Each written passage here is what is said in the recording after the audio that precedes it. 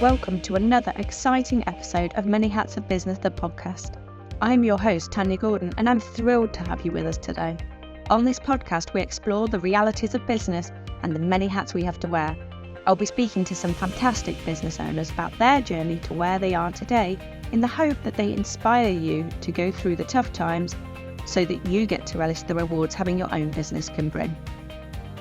Before we jump in, a quick reminder to subscribe, rate and leave a review if you enjoy what you hear.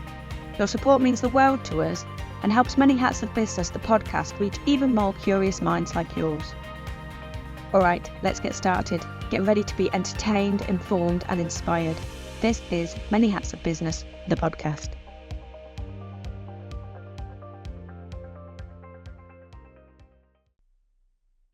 Welcome to this episode of Many Hats of Business, the podcast. As you can see, if you're watching on YouTube, I am actually accompanied in real life today. And the reason for that is an exciting reason that I have brought today my husband, Barry Gordon. So he is a chartered financial advisor and he is very good at what he does. I wanted to bring him on today because he does work for himself, so he's got his own business and he's been doing it for 31 years. So not only does he have that experience to talk about, but also he helps other business owners. So he's seen a lot of their challenges throughout his journey, and I thought it would be really valuable for him to come and talk to us today. And you may have heard me say at times that we have really boring conversations of an evening because I'm a business mentor and he's a financial advisor.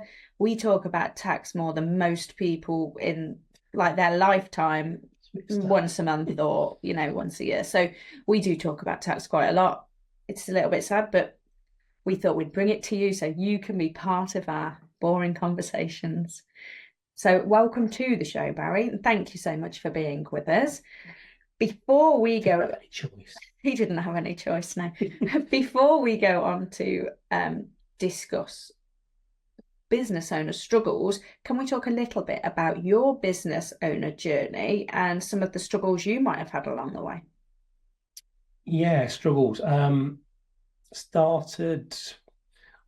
Worked employed for 3 years under a pensions administration company, which I'll be perfectly honest wasn't my forte. In fact, I was quite bad at it really. But anyway, moved then into the financial services and the financial advice side of things. Always been quite a proactive person, so that was good. In terms of challenges, in the early days of sort of being in the financial services, I didn't quite understand the importance of, I didn't understand how to get clients. Even though where I worked originally, there were files and files of people they dealt with historically. And then gradually it sort of was pointed out to me that you've really just got to talk to people. And someone once said to me, talk to the people, talk to the people, talk to the people. So slowly but surely, I started to realize that that was how business developed. And you started relationships. And the biggest challenge, which is what I'm sort of going in a roundabout way towards, is the initial challenge is getting new customers. I think any business is exactly the same. Yeah, and it's interesting you say that, isn't it? Because he's told me to talk to the people loads of times. But when you started, you were young at that stage, weren't you? And I was young when I started business, and one of the things I really struggled with at that time was that talking to people as well. And I think it's something that a lot of people, particularly young people and young in their business journey, struggle with. My mentee at work at the moment, he struggles with the phone side of things. He's getting far better, but there's really no way to go around it other than just practicing, isn't it? You put a lot of effort in. Yeah, I didn't have any, when I look back, I didn't have any training whatsoever, really. It was almost just a case of, I took some exams, passed those, though seeing an exam is different to knowing what you're talking about, but that sort of helped. And yeah, a little bit of guidance from a few people, but no real training. So that was challenge number one. The challenge then changes as the business grows.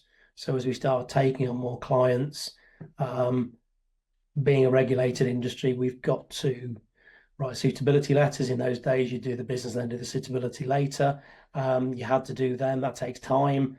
When you're out talking to new people or existing clients and trying to look after them, everything takes time. So the next steps were then bringing staff in to help take on that workload. So I suppose, yeah, like any business, you need more and more staff. Staffing's not that quite, it's not easy to get the right people. But as business volumes go up, you have to, it's catch-22, isn't it? Can I afford to take somebody on? Mm. Maybe, maybe not. And then you take somebody on and you sort of make it work, but then being in the business bit by bit starts to help you earn more money. So turnover goes up, profitability goes up, and then you're able to bring the next person in. So it's a constant struggle. And it is, isn't it? And it's one of the things people really struggle with. And I think when people have ever asked me what my biggest challenge is in business, I've always said it's staff, because it comes with different challenges for different staff. So when you think you've seen it all and you've dealt with it all, something else comes up. So it can be a real challenge, can't it? And obviously you support businesses as I do. It's one of the things I know my clients, really struggle with. I assume it's something you've seen a lot of as well. Yeah, I think all businesses struggle with it, and then changes of government rules. I know you've talked again about minimum wage. That impacts a business. I sometimes think politicians make changes for the good potentially, but they don't always understand the implications in business. And it's the business owners and the people running the businesses who have to take on those changes and ultimately try and keep making everything work. Yeah, definitely. And I think the thing is, I do talk about minimum wage a bit, and it isn't the minimum wage going up that's the problem per se. It's that if minimum wage goes up by 6%, the people on that tier above that aren't very happy if you give them a 2 or 3% rise, and that really increases the cost to the business, because it isn't everybody on minimum wage that's going up, it's everybody across the board. Yeah. And you've got to be looking at how different your percentage increases are across the level, or trying to make them the same, and you can't necessarily pass it all on to the customer. So of course, otherwise inflation goes mad, and realistically that's not ideal either. So one of our other topics of boring conversation we have quite often. Yeah, inflation, interest rates. So what do you enjoy most about being in business? I don't often think about being in business. I just I do enjoy helping people. I know that's very probably cliche. It is. There was a moment of realization about that, because many years ago I was talking to a business consultant, and we were talking about the different types of people you might come across and how understanding their psyche might help you, I don't know, relate to them, explain things to them. And there were three categories: tough battler, technical thinker, and friendly helper. And we all had to look at the people on the table and say what we thought everybody was. And at the time, everybody pretty much put me down as a tough battler, and I did as well. The reality is, over the years, I've come to realise that actually that's not the case. There's a little bit of that. I'm fairly tough. I'll crack on and try and do what I can whenever I can. But I did start to become pretty aware that I do genuinely like trying to help people, and I'm a great believer in like the double win. So if I can help you win, you'll help me win, and we'll all get wealthier and have a better lifestyle together. Yes, and that is the key, isn't it? In everything that you're doing, it is about trying to make people wealthier. So on that note of trying to make people wealthier, what if you could tell business owners one thing that you wish all of them knew? You can have two if you're struggling. What do you wish that they knew? What could you tell them that you wish everyone knew that was in business? I think a few things. I suppose I think everybody overestimates what they can achieve in a short time, say a year, and we underestimate what we can achieve in a decade. And therefore we tend to, I don't know, we just put pressure on ourselves to try and do as much as we can, as fast as we can. So that's one thing. I think we've got to look long term. I think we've got to not panic about the short term and just keep taking one step forward. That's just a general thing. I also think too many people reinvest in their business constantly without taking an element out of their business and get that working for them as well. And that might be some form of investment, pension, those type of things. But you need to earn money constantly. You need to be, you're going to sleep. You need to have your finger in many pies, and that's how I view investment. I want other people working for me. Some of my profit I need to siphon off every year, every month, and I just need to put that to one side and get that working at the same time. That's interesting that you brought that up, because in the last episode, I was talking about that and how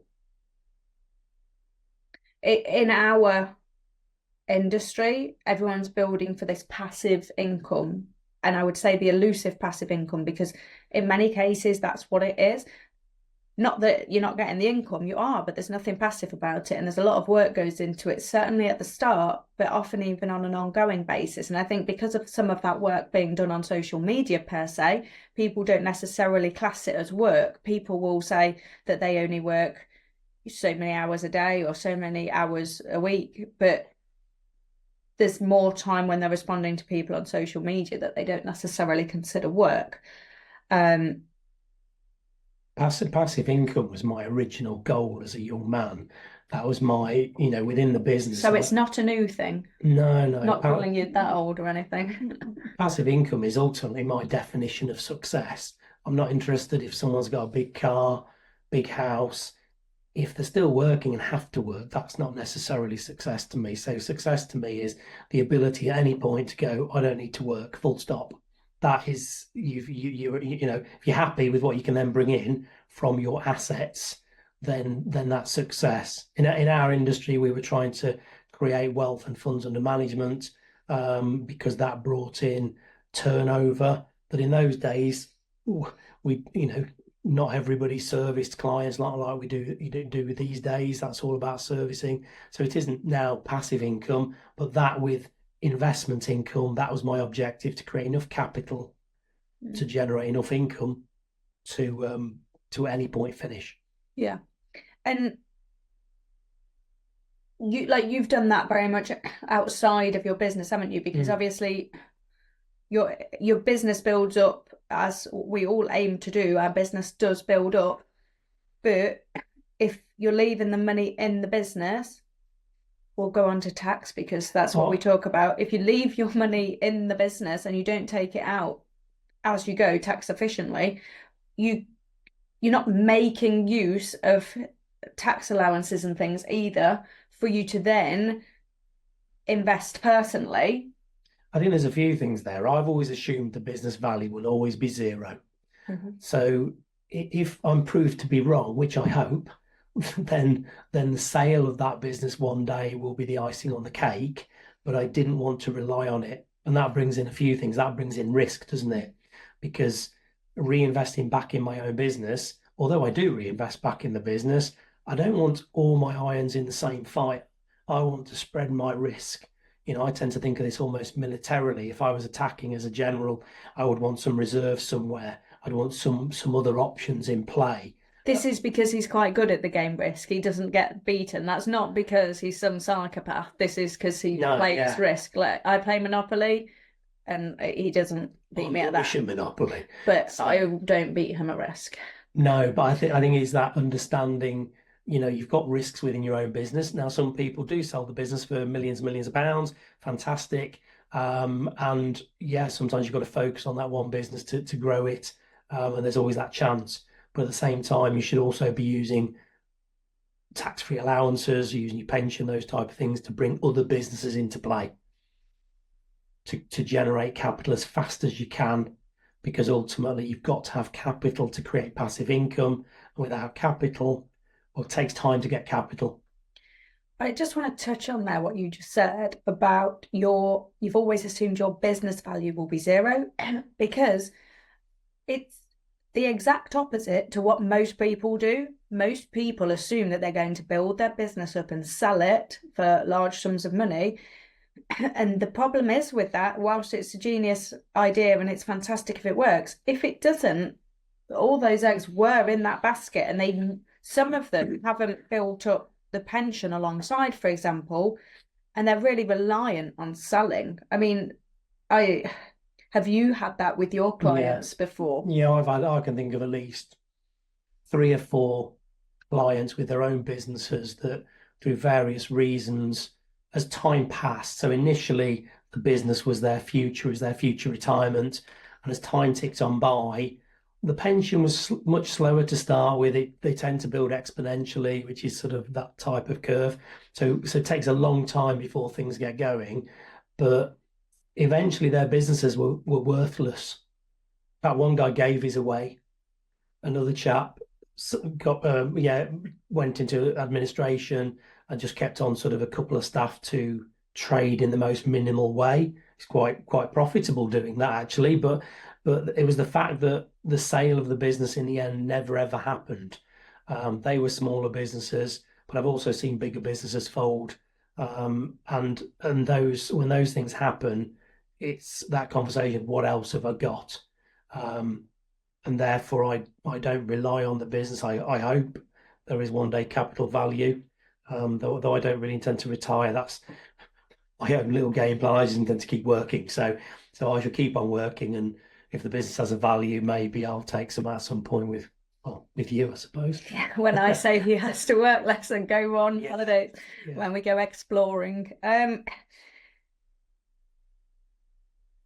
Pensions can be frowned upon, can't they, by some? And I believe some of that's around a lack of understanding or reported drops in values that happen from time to time play a part. I remember being a child, well, at some point when I still lived at home, I can't remember how old it was, and there was a drop, and I remember it being close to the time that my dad was looking at retiring. And I think, is there anything you can say to people who feel nervous around pensions and investments? And I appreciate, like, with that drop that does happen, sometimes there's an element of just luck involved around how close you are to needing your pension when it happens. Because for me, for example, I started my pension when I was in my very early 20s, and I've never really considered it as my money or anything. It's just tax efficient way of saving for the future that I kind of ignore to a point, because it's always seems a long way off to get it. But I appreciate that as you get closer,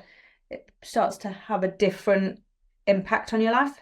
Yeah, there's loads in there, what you've just said. Very. So we've got the risk of the risk of the value falling. I could link that in as well with interest rates, which we might talk about in a minute. I don't know, people.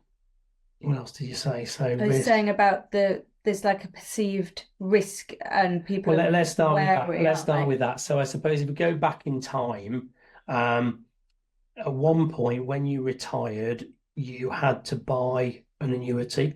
An annuity is just another word for a pension, but in the way I would look at that is your pension up until the point of retirement is all about investing, and it's an investment plan. And at the point of retirement, you used to then have to buy a pension with the funds you'd built up. And that is almost like a contract between you and the insurance company. So if I've got £100,000 built up at 65, I would give the £100,000 to an insurance company who would look at my life expectancy and then pay me an income. I don't know, I'm just going to pick a figure, £10,000 a year, let's say, for the rest of my life. If I die the next day, that's not quite so good for me. Good for them. Good for them, possibly, though you could add spouses benefits in, but you had to do them in advance. If you live for 100 years more, terrible for the insurance company. So, but that was what used to happen. That was a compulsory thing. So you took your tax-free lump sum and you had to buy an annuity. And the downside with that was if the market fell just before you bought an annuity and you were invested in stocks and shares, which tend to be the higher risk sort of assets, but in the long term grow the best. If you had your pension all in that, and the year before you retired, there was a 30% stock market fall, you'd suddenly lost a lot of your fund value. So that worried people. That was scary and unpleasant. They reached a point in the past, as we all know, interest rates fell heavily. You could have people who had the pension building up. They decided to wait 4 or 5 years more before they retired to get a bigger pension. And you could have a double whammy. You could have the fund value fall, but as interest rates fell, with your smaller fund value in the future, you would buy a worse pension because the exchange rate of money versus future annual income got worse. So I think that was not a good time. And I can't remember which government did it, possibly George Osborne or somebody brought in more flexible options, and maybe even prior to that, there was sort of a flexible drawdown started to come into being where you didn't have to buy an annuity at that time. So on that, a complicated subject, to be honest, so it's difficult to talk about in a short space of time. To avoid the risk of the market of your funds falling, people need to pay more attention to what they've got in their pension, talk to their advisor more regularly, or at least be engaged with their own pension. And as you come towards retirement, consider how you're going to take benefits. I tend to think people need advice on that, but start to de-risk your funds. So if the market does fall, you're less impacted and have a bit of a backup plan. Annuity rates, again, they've been poor for a long time. Up until recently, they've improved a little bit. But, they're things, again, you need to be thinking as a consideration. Do I want to buy annuity? But don't be put off pensions by this idea that, the market's my fault. Because even if they did and you've been there 20, 30 years, compared to an alternative, saving in the bank, you'd still be considerably better off. So, and the way of avoiding it is, like I say, to de-risk your funds as you come up to retirement. And there are the tax efficient, like the tax benefits of going in, aren't there, as well, for companies, for example. It's something we talk about quite a lot. But as a limited company owner, if you make pension contributions from your company, then that's you get corporation tax relief on that. So yeah, that's a benefit. And there are the benefits for personal tax as well. But as you can see on that, it is very complicated and also very personal, isn't it? So you do need to speak to people, but people in your industry, you understand their fear, don't you? So you can help to explain. I think so, yeah. I think we can try and avoid it. We can try and avoid it as much as we can. You can't avoid everything. You can't avoid all the risks in life, and this is one of them. But there's many risks. So crossing the road is a risk. Yeah, it is. Yeah. I think we can minimise damage. I think with foreplanning, and I don't think as a nation we're very good at looking at things ahead, particularly with finances and talking about them enough. So we can avoid that. The annuity issue, you now have choice as to when you buy an annuity. You don't have to buy one at all anymore. So you can put money into your pension. Tanya's just been saying about corporation tax. Yeah, if you have your own limited company, you can pay into pension, transfer money from your corporate box to your personal wealth without paying any corporation tax. But also, you don't pay any income tax, which is fantastic. If you're a sole trader or a partnership, you can pay in personally and pick up tax relief, basic rate and higher rate relief. So bottom line is, it gives you a major advantage in boosting your funds. I think I said to you earlier, I mean, I'm a finance advisor. I've been doing this a long time. I maximise my pension every single year. So I fill the pension allowances. I looked back the other day on my account, and in rough terms, I think I'd made 180,000 and had saved 180,000 in tax. And I don't even think that includes all the tax I saved. But anyway, you get an idea. To me, that's amazing. And it helps boost that personal wealth, which one day you will rely on to provide passive income. I'm smiling because, yes, he did tell me that whilst we were eating dinner. Yeah, very exciting. This is the sort of way we roll. So, yeah, he did tell me that whilst we were eating dinner. And it's not that unusual. Now, one of the things I know people ponder, I was going to say struggle with, but ponder is cost of financial advice. Something I wanted to talk to you about with that, because when you first started doing my pension, I'd got a pension. I've got the work property is owned in a SIP, so the business pays rent into the pension, but the money was just sitting there, really not doing anything much, was it? Yeah. And obviously, since I've started working with you, then we've looked at a portfolio. I picked some of the things, you picked some of the things, because that's what you do. And we've had a lot of more growth on the money that's sitting in my pension that I didn't have before. Yeah, I think, yeah, I think as a nation we're very reluctant to pay costs. I can be quite tight as well if I'm He's brutally very honest. tight. Um, but I think that the costs, having the right advisor should be someone you relate to, who's going to be there for the long term, someone you trust, and that takes a bit of time. So it isn't going to instantly happen overnight, but you should try and get the right person who is going to be there for many, many years. And I think when you get that, the costs are almost irrelevant because the cost of not having that advice is far more expensive than anything you'll ever pay. The difficult thing with finance advice, sometimes you advise people to do things like, I don't know, set up an investment ISA or invest more in the pension. Markets don't always help us with that because often they'll go down just as you start doing that, and that scares people. It can be scary, but in the back of, when you're doing it as long as I've done it, and you look at the data over many, many years, and all financial advisors know the data, we know the evidence. The evidence is there that in the long term you need to diversify your investments. There are only five things you can really invest in, as far as I'm concerned. You can stick your money in the bank.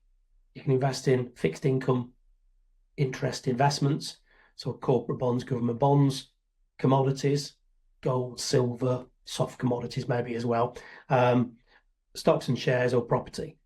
So there's only five things in the world we can invest in. They're all good. They've all got their purpose. So I think it's important that we invest in a spread across them, and that a good financial advisor will help you do that depending on where you are on your journey. I've sort of got away from cost here. Most finance advisors, you'll have an upfront cost if you're investing money. And yes, people could look at that and go, well, if I didn't pay that, I'd be better off. Maybe for a short spell you might be. But in the long run, if you're not doing the right thing, you'll end up not making any money, not make anywhere near what you should to cover inflation. You don't know what you don't know. We took pensions and ISAs already. There's a lot of stuff out there that people really don't know much about. There's investment bonds. You can put millions in there, offshore bonds, onshore bonds, venture capital trusts, enterprise investment scheme, loan plans, trusts, discretionary trusts. There's so much that I think a good financial advisor covers. All financial advisors now are at least diploma level. They've gone through a level exams. Their knowledge is good. Go back 30 years, it wasn't that good. I included myself in that. Well, you had only been doing it 1 year, 30 years ago. Yeah. I mean, you learn, don't you? But and even when you've done the exams, you've still got to learn. I still learn things today. Become chartered, you go to a higher level, like anyone who's chartered accountant, chartered surveyor. And yes, there are costs. I think most financial advice firms try and be fair. We try and look at what people have got with us.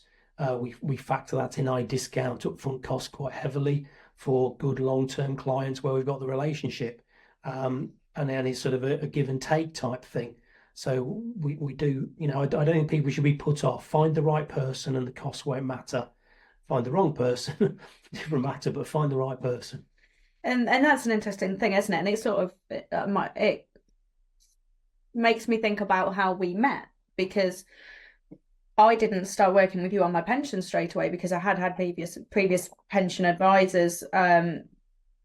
Then the relationship was sort of there, but it was just coming to an end. And when I met you, I knew what you did, and we were chatting, and we just got on, and we were talking, and we were like friends first per se, and we were talking. But at this time, one of my colleagues and good friends at work got diagnosed with terminal cancer, didn't he?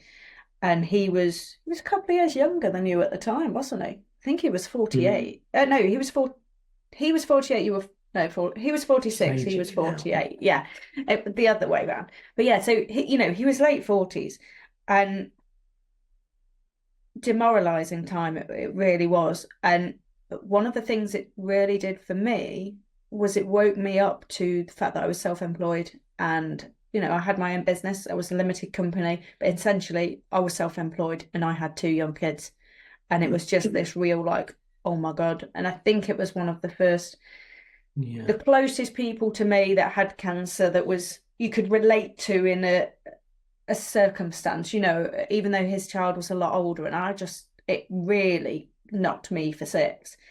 And that's when I spoke to you, didn't I, about protection and looking at life insurance with critical illness cover. So that was the first thing we worked on together and built, that trust that Barry knew what he was doing and he was there to look after me with things, really. I think that protection thing, I mean, it's very easy to sort of talk about the pensions, the investments. I'll be honest, they're the things I like talking about, as you've probably gathered. But the protection side of things, and two or three things always spring to mind. What's your most valuable asset? Ask yourself that question right now. Might be a house. Some people would say might be a pension. Some people would say might be a business. I'd probably say it's you. For most people, their most valuable asset is themselves. And then ask yourself, what have you got insured in the house? Your phone, your TV, your car, your dog, your cat. But the thing you haven't got insured is yourself and your ability to generate income. So for me, protecting your income is vital. We should all have that. It's not stupid. It's not a silly cost either. It's reasonably priced, I think, these days. Yes, you can also have critical illness cover that pays a lump sum on a specific illness. And I know we talked about that because obviously your friend was suffering from I think, cancer. You can have both of those. You can combine them. None of us want to pay a fortune on insurance. And my own personal levels of cover have grown over the years because as your wealth grows, when you do what I do, you should increase your protection because I don't want to have spent the last 30 years building up my capital to be able to have a passive income to then become ill for 2 or 3 years and then spend the money I've just been saving. So although I could say I'm wealthy enough now to maybe not need some cover, if I'm wealthy enough, I can afford the cover. So I think sometimes people say to me things like, oh, we've got all this now, we've got no mortgage now, I don't need the cover. Well, no, but it's not a lot of money. So why do you pay it anyway and put yourself in a better position if something goes wrong, or stop yourself having to spend your capital, spend somebody else's money that you've just insured. So I think insurance, none of us like to pay it, but I don't know, vital, some of it. Yeah, and it's true, isn't it? It's like the car insurance has gone up and, everything's gone up with things like that. But actually, it is so important. And I know that with myself, when I'd got it in place, it was like an instant calm and relaxation thing. Because I know like doing wills upsets people, the thought of that. And, I'm happily say I'm in that same boat on that. But it did feel better knowing that I got cover in place. Because when I first got my first mortgage, I think we had to have cover to the level of the mortgage. I don't think do you even have to do that now? I think that should be compulsory, but it was when so I had that. Time you used to have life cover to cover the debt. And even in business transactions, you used to have it. You don't have to have it nowadays, but it was a compulsory thing. Which does seem a silly change because it is important. It really is. Anyway, that did go a little bit dreary, didn't it? Because I'm talking about my friend, but it was a traumatic time, but getting things in place, it was a good thing to do. And then I did start working with you with my pension. Yeah, and I think one of the things I've noticed is the people who take protection, not necessarily as seriously as I might, but if you put protection in place, those people never end up any poorer. They tend to end up the ones who are actually the wealthier ones because they've reviewed and looked at things methodically and taken a sensible grown-up view over things. It's easy to say, "It'll never happen to me." I don't know what the stats are on cancer these days. 1 in 2, Jesus. That's not very good because I'm looking at 2 of us on the screen here, and I don't want it to be either of us. No. And I normally say it's not going to be me. I know. So now you're not going to say that, are you? No, I think without being too dreary, we should all protect ourselves and think of families. I always think of this one as people sort of saying about life cover. It's the lottery sort of idea. If you won £10,000 tomorrow, would you finish work? The answer is probably no. If you won 50,000, would you finish work? Again, probably no. I don't know, 500,000, maybe for some people. 1 million, yeah, probably. I don't know, there's a lot of people. But when you think of your life cover, most people have less than £50,000 of life cover, but they're expecting their families to survive on that, even though they wouldn't finish work if they got 50 grand tomorrow. So I think you just pose things to people in different ways sometimes makes people reassess how they think about things.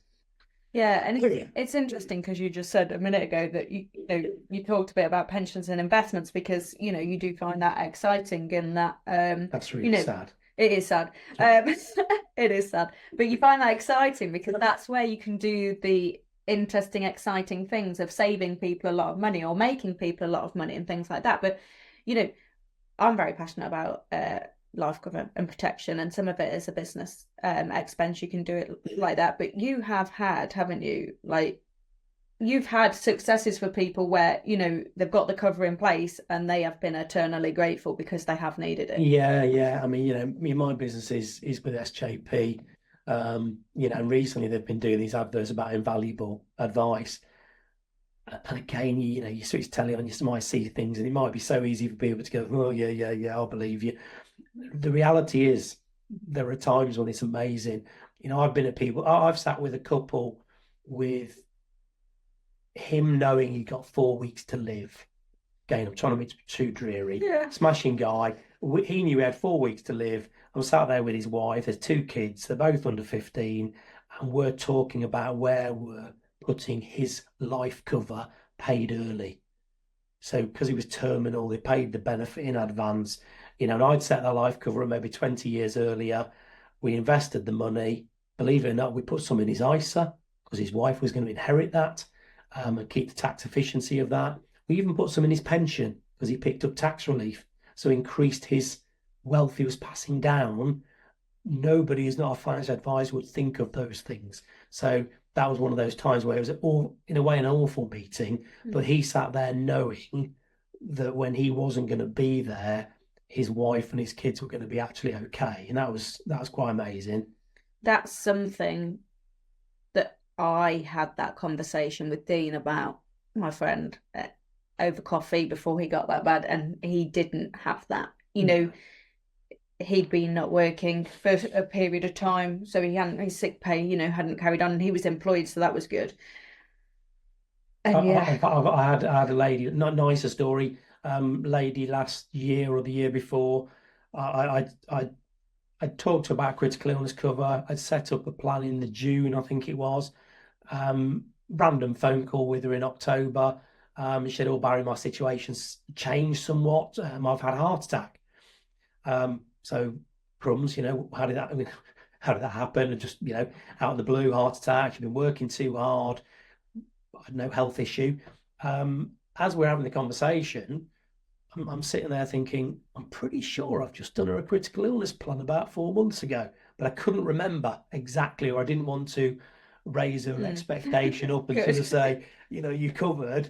So she didn't know anything about it. She'd forgotten all about it. She never even, she must have known she did it, but she'd totally forgotten about it. So I sort of said, well, okay, we'll have our normal review. We'll meet up shortly. Take it easy and just, look after yourself. Raced off the phone straight on to, I think it was Legal and General. Is this policy in force? Yes, it is. Phone call back to her, drag her out of the shower, and yeah, she just the payment was £98,000, which she received exactly 4 weeks later. wow. So, not somebody who was, someone relatively wealthy, but a single mom, really. So, yeah, a single mom, quite a lot of outgoing. So, although relatively wealthy, a lot of commitments, but it's just put her in a much better position so that she doesn't have to be working every hour God sends to make that extra money to get a retirement fund up, and damage her health in the process.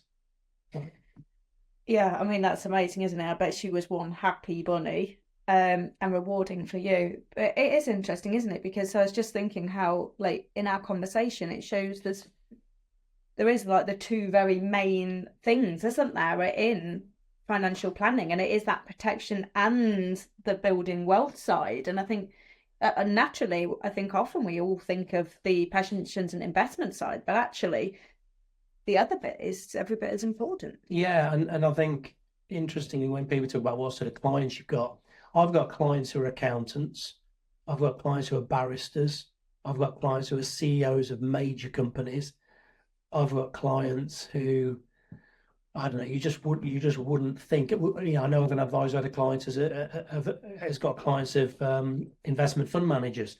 They know a lot more about investments than we would know. That's their job. But what they don't know about is critical illness, income protection, wills, powers of attorney, and all those type of things. And I know some of that moves into the legal field. So yeah, I just think it isn't horses for courses. Yeah, I don't know, probably the wrong sound to say horses for courses. But yeah, maybe. But what's right for one person, they might know all about that and have that sorted. So my view when I sit down with someone initially is, where are you today? Where do you want to be? What have we got in place? Where are the risks that aren't covered? What are we making the most of our money? So the couple the other day, he's 54, she's 48. Their pensions are pretty good, to be fair. He's worked at the same company for years. Hers is less good, so we need to maybe look at that. They've built some savings up. They've got a 3-year-old between them. So suddenly their lives are beginning to look a little bit different and they want to make sure that he's okay. So we're talking about somebody going to trust for him. So yeah, you can tell that these are things you asked me about what I enjoy. I enjoy looking at a situation, a client situation, and solving the puzzle and putting in place as things that complete that puzzle so there's no gaps. And making the money or saving the money or helping them somewhere along the line. Which is really, really important, isn't it? And I think it's been interesting talking to you because, I mean, obviously I talk to him all the time. I am married to him, but bringing him here to talk to you guys, because in our business journeys, we do so often just keep bloody pedaling harder and harder. And it's always, that we're always pushing to earn more money and things. And actually, there's some ways we can really simplify. I'm all about simplifying our businesses. And, I think when we bring our life element into it and our finances and really look at that bigger picture of including personal finance and just like what we want in life. I remember actually when we first worked together, when we were looking at my pension, and he says, well, how much, I think one of your questions, I'm pretty sure this is like 6.5 years ago, but I do remember. And it said something like, oh, how much a month do you want to live on when you retire? Whose blaming idea? I'm like 30, but he knew. You got your little calculator out and you go, oh, right, okay, well, this tends to be quite a good figure and blah, blah, blah. And then we put a plan based on that. But, I was falling at the first question. I think the more you do it, the more you get an idea of, you have to start somewhere, even if those figures weren't right. Yeah. It doesn't matter, really. It gets the ball rolling. You get the ball rolling, you get something starting to do something, little steps. I said about people who underestimate what you can happen in a decade. Your wealth can go up massively in a decade. Go over 3 or 4 decades, it's incredible. And it's little baby steps, but if you can get people doing those baby steps in the early days, and again, we live in a world where everyone's on the phone. Everyone wants everything now. We expect, we see some super successful people out there. There are some people are the odd ones lucky in the lottery. Some of the successful people see work their butts off at doing whatever they do to be brilliant and deserve what they get. And and there's phenomenal figures out there, but there's no shortcuts really. For most people, it's a case of do the right thing, and you will get there. But I'm convinced of that. I've seen people on. I've got a client, I say young man. He was a young man. He's close to 50 now. So are you putting yourself in the young man category because you're only just slightly older? I don't think he's ever earned over 30,000-ish type pounds. So that sort of figure gives you a bit of a feel for it. Paid into his works pension. He's been paying into investments and things with me since he was 18 and has never questioned once what we've said, ever. And not everyone's like that, but anyway, that's what he's done. And he took risk. He took a reasonable amount of investment equity risk. But the more he's done it, the more he got used to it, the more he felt comfortable with it. I think by the time he's 55, he will hit £1 million. Which is remarkable Okay, at there's a few earning years to 30. go, and I know we need markets to be reasonably okay. But as long as they just do as long as they repeat what they've been doing for the last few years for him, he will be there. And I should say he's got no kids, no big mortgage. So there's a few things. His expenditure's not been massive, but it's just that proof that the commitment of him doing something over time has led him to a good outcome. And it is, isn't it, that vision and the delayed gratification of it. And especially if he started with you when he was like young, when most people are buying flash cars instead, you did really well. Yeah, I think people want to be wealthy. I spoke to a young couple the other day, and they're just leaving university. So nice to have a chat. They're son of an existing client I've had for many years, and I really enjoy talking to people in their early 20s who are just starting that journey. And they were very adamant they did not want to be working all their lives. That was their fundamental objective. She's going to go into being a lawyer. I think he's heading towards the police force. But it was great in the sense that they had this real clear vision. I don't think they quite realised how long it takes to create the capital needed, but they were prepared and they understood that they would have to spend less than they earned. If you want to be wealthy, you've got to spend less than you earn, unless you're a very talented person and, footballer or some such thing, but you've got to spend less than you earn. And even those people, I've come across footballers over the years, I'm not going to mention any names, but I know one who was a top flight footballer ended up dying not a wealthy man. And that should never have happened, but just didn't get the right guidance through his life, really. We arranged to have a meeting with him at one point, and it unfortunately never happened. And you think of those and think that's very sad, really. Yeah, definitely. And it, like you say, for someone that's earned a hell of a lot of money and then for it to go like that, it's a bit like the lottery winners, but that's a whole different podcast, so we don't want to go down that line. So yes, it's been brilliant having you on. One of the things I do want to talk about, and I appreciate we can't talk about every financial advisor because people charge differently and things like that, but if we were talking about working with you, so that, because obviously you can't answer for everybody, what does that look like? Is there costs involved? It does, can they get free advice in the first place? How does it look? Yeah, I mean, I've always taken the view that I take a view that within about every 3 years, someone's situation changes. Over the years, if I have had an initial meeting with somebody, there's very few people we haven't gone on to do business with. So I take the view that first meeting has no cost to the client. It's a cost to me. It's my time. Quite happy to give it. I'm terrible for giving someone talking too much now because I do love what I do. But yeah, I happily have a chat with anyone. Like I said, I had a young couple around the other night. I think we spent 2 hours with them. I'm not going to bill them. That's not how it works. We had a chat. Yes, for me at the moment, there's no business from that.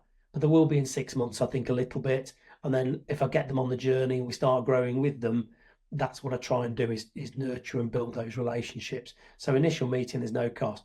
If someone, I don't know, take an example, someone wants to put £20,000 into an ISA, then yeah, there's an upfront cost. And although we have discretion on that, it depends what people are doing. I would say on average, my practice charges 2.5% on that ISA, because we want people to refer us. We want people to do business with us. Others, I suppose the market norms maybe 3.5%, that type of figure. SJP, we do have a higher figure, which is what was on our paperwork.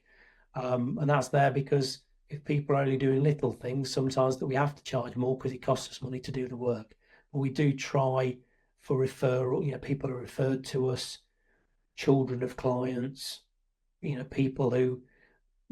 My business has always run word of mouth. We've never advertised once. So because I don't have those costs, it's important to me to build the business verbally through people who know each other. And therefore, I'd rather be a little bit cheaper sometimes on starting the ball rolling for them than possibly others. But other people do similar things. So, it's just about getting that ball rolling for people and being fair. charges should be fair, should work for us, should work for you.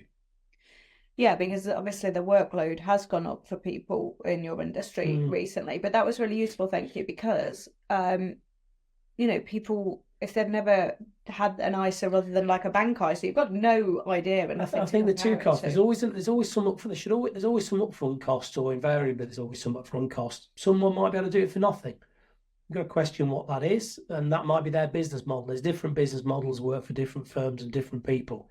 There's always some ongoing cost. Funds should be, just because you put your money in some funds doesn't mean say they should be left there for the next 20 years. Invariably, there should be something along the way changed. I think, SJP for me introduced me to a lot of process. There's a lot of process in my business now. I'm one of the advisors. You love process, don't you? Not really, no. But I was rubbish with process. SJP, I suppose what they did to me after 20 years of being, independent, was introduce process into my business so that I see the clients, I do the advice, I don't do all the paperwork. I've got report writers, I've got administrators, I've got people who book appointments, so that everyone knows their role pretty much within the business, and we communicate well between us. So again, moving just a bit off the finance advice side into the business side, communication amongst staff and your people in your business is to me vital. I was the weakest link in that, if I'm brutally honest. I was the one who didn't do the team meetings, and bit by bit have learned through trial and error over the last 10 years that the more time I put into some of those, and I'm still not perfect, as if ever you speak to Emma or or Helen or anybody will happily tell you. But I know I've got a lot better than I used to be, and I can even now, even me, I can see the benefits of putting the time in to delegate, to get the jobs done properly, and everyone know their job role. That's really important. I love that we're ending, because we are ending soon, in case you were thinking we're going to go on all night. Forever. He could. After my first meeting, I was shattered because my brain was so much trying to appear half intelligent and keep up with all the stuff he was telling me. I'm just waking up now. But it's interesting that you talk about the benefit of process in your business, because it is something I particularly like and I'm particularly passionate about. So thanks for bringing that in. It doesn't matter what your business is. There's process in virtually every business. And look at those processes and you've got to question them sometimes. And you can wing it to a certain level, but especially when you get in towards six figures. And even before that, certainly around that time, there's a lot of stress involved if you're winging it, for most businesses. And I think, the sooner you stop winging it, obviously, the better. Now, on this podcast, we do talk about a book recommendation at the end. Have you got a book recommendation? Because you've listened to the podcast, so you have no excuse for not having a book recommendation. At the moment, the book I read the most is Finding Spidey. Because when I put Robbie to bed, he wants to find Spidey. This is like Where's Wally for Spider-Man. Yeah. So it's terrible. No, it's not a book really. It's just a picture book, isn't it? Yeah, and he loves it. Anyway, books. I'll be honest, I'm not a big reader of books. No, that's not true. I read loads of books. You read novels though, don't you? Yeah, but I don't tend to read businessy books. But I do. I've listened to some audio things, and audio wise, I listened to years ago a book called Power of Winning by Psychology of Winning, by Dennis Waitley. And he'd helped loads of people, and I'd gone through a really bad period. I was very negative, didn't realise all my body language was wrong, my attitude was wrong. I was very negative, and I just happened to come across this tape that a colleague... That's how long ago it was? It was a tape. It was a tape, and one of the other advisors, who was very successful and very optimistic chap, had talked to me about that he'd done the same earlier. So this guy must be really quite, old now. But anyway, I picked it up, put it in the car, and suddenly it started talking about things I'd never even thought about, like body language and how your attitude is, and that your brain listens to yourself and self-talk and all these type of things. And it sort of said, if someone says, "How are you?" How do you respond? Do you sort of say, "Oh, it's terrible," or "It's really bad"? And that's pretty much what I was doing. but but I had this moment of realization that's what I was doing. So I did listen to that tape repeatedly for a decade, I would say, and I never listened to that many other things or read that many other business books. But Psychology of Winning was brilliant. A little bit Americanized, possibly, but beneath it was really good. And then once I was in hospital waiting for an operation, and there was a book there, and I think it was by a chap called Frank Bettger, and it was something like How I Multiplied My Income and Happiness. And it was all about life insurance salesmen in America, which you could say has got nothing to do with your business, and it probably doesn't. But it's just an interesting book of someone going through a career change, having to find a way to overcome objections and things like that. And I read half of the book in the hospital before I even had the operation, and it was just I just found it a fascinating book anyway. So they're my two. I have read a bit of that book actually, and to be fair, it is quite heavy on the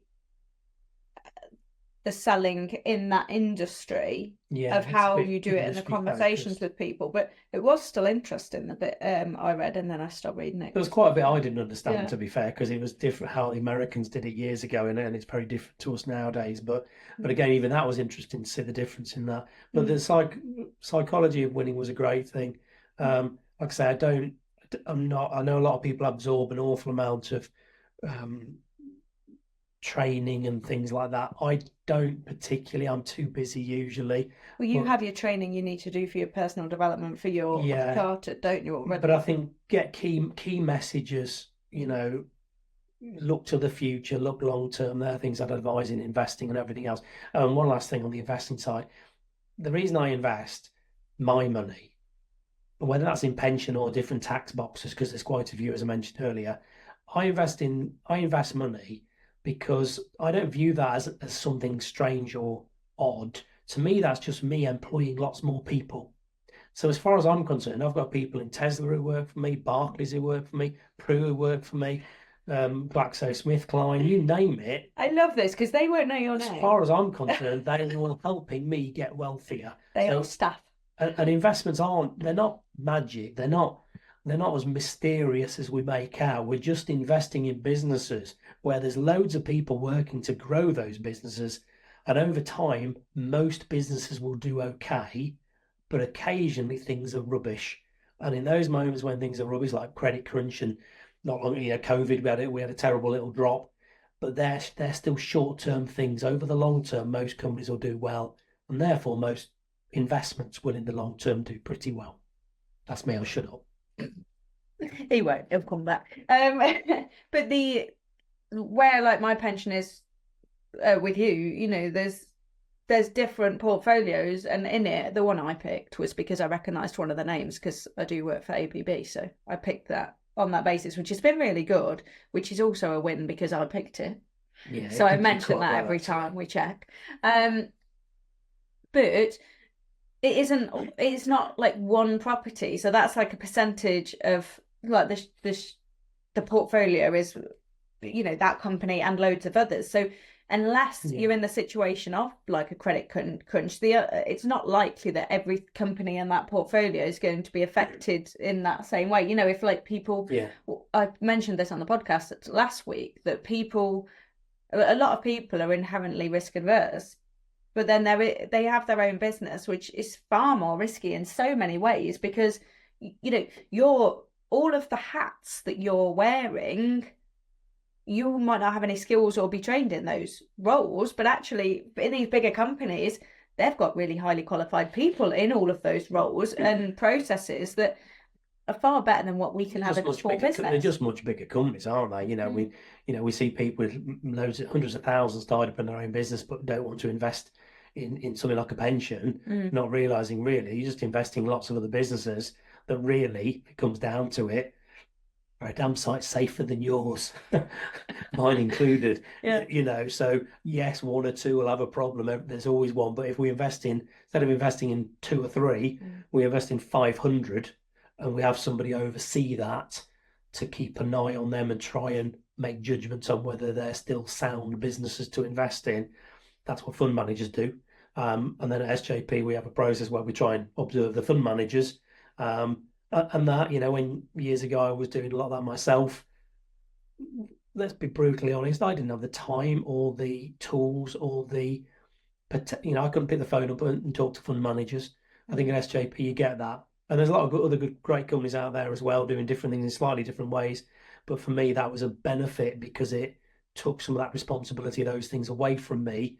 And I can sleep well at night knowing that there's somebody always keeping an eye on the funds and the mix of what they're buying within those funds to keep people safe, including me and Tanya here. I like that they're keeping us safe. Well, like I said, there's risks. Markets will go up and down. I've been through 2 or 3 big market falls. My funds have lost value. At the time, it does not feel very nice, and emotionally, we go through this trauma of upset, denial. It'll get better. No, it won't. Or will it? What happens if it all implodes? 2 years. That's the change curve. It is, yeah, the emotional sort of curve. And eventually, the moment you're almost ready to give in is usually the moment things start to get better, even though no one can know quite why. Markets will start recovering. Maybe because people are ploughing money in at that moment. There's always someone investing, even if other people are nervous. So, that happens. And 2 or 3, well, definitely within about 18 months after any major drop, 2008, COVID, recent one seems to be the same. Again, this is not me as to our clients, it's me, myself. I've always been wealthier within about 18 months of doing that, but I've never stopped paying in. Yeah, COVID's an interesting one on that, isn't it? Because the bounce back on that was far quicker than you thought, wasn't it? For some of the the ISIS going up and things like that. Quick. And thank you so much for joining us. It's been novel for me being in the same room and everything. We were going to do it in the normal way of Zoom, and him being in his office and me being in my office.